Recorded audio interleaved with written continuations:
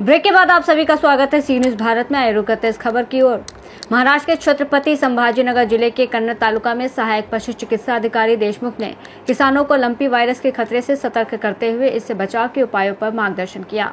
उन्होंने किसानों से अपील की है कि वो अपने पशुओं को सुरक्षित रखने के लिए साफ सफाई पर खासतौर पर ध्यान दें और संक्रमित पशुओं को अन्य पशुओं से अलग रखें।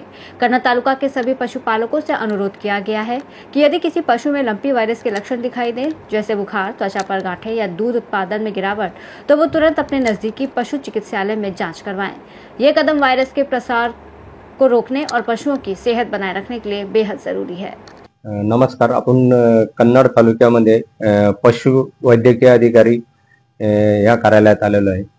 तर आता सध्या जनावरांना व्हायरस सारखे बिमारी चालू आहे। तर या संदर्भात सर आपलं नाव काय आणि काय सांगाल? व्हायरस बिमारी सध्या पशुसाठी चालू आहे, काय आहे?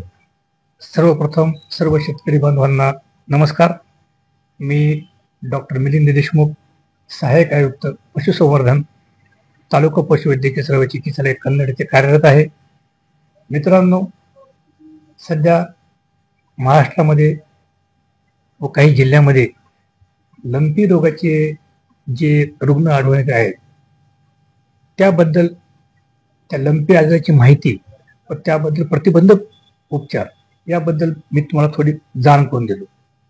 शेतकरी बांधवांनो, लंपी आजार जो आहे हा जीवाणूजन्य, विषाणूजन्य म्हणजे व्हायरल डिसीज आहे।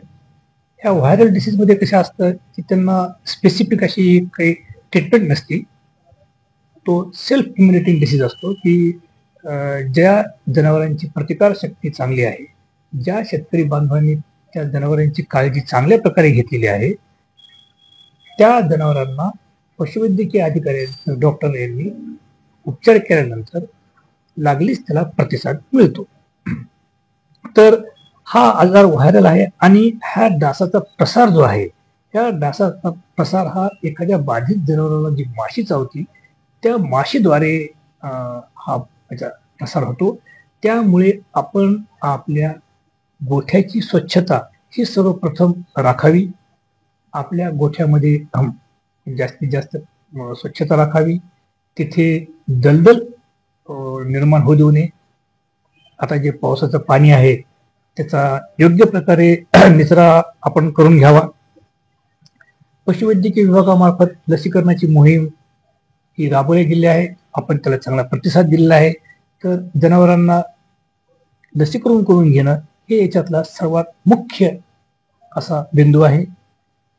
त्यानंतर त्या जनावरांना जर एखादं जनावर बाधित झालं तर ते उपचाराला प्रतिसाद मिळावा म्हणून तुम्ही आतापासूनच काही आपले जे जनावर आहेत त्यांना सकस आहार, प्रथिनयुक्त आहार द्यावा, ही मी आपणास विनंती करतो।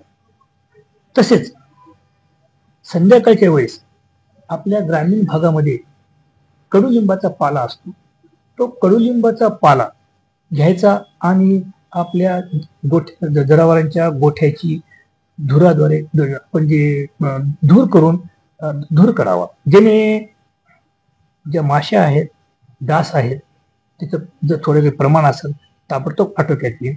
आपल्या जनावरांना गोचिड गोमाशीची औषधांची फवारणी करून घ्यावी, जंतुनाशक आपल्या जनावरांना द्यावेत, एवढे मी आपल्याला आवाहन करतो। आणि याच्यानंतर देखील समजा कधी आपलं जनावर आपल्याला आजारी आढळलं तर नजीकच्या पशुवैद्यकीय दवाखान्यामध्ये जाऊन त्याच्यावर तात्काळ आपण उपचार करून घ्यावे। धन्यवाद। महाराष्ट्र छत्रपति संभाजीनगर से सीनियर संवाददाता शिवाजी नवले की रिपोर्ट। पशु चिकित्सा विभाग द्वारा दिए गए इस मार्गदर्शन से किसानों में जागरूकता बढ़ रही है और लंपी वायरस से बचाव के लिए ठोस कदम उठाए जा रहे हैं। फिलहाल इस रिपोर्ट में बस इतना ही। देश और दुनिया की तमाम बड़ी खबरों के लिए आप देखते रहिए सी न्यूज भारत।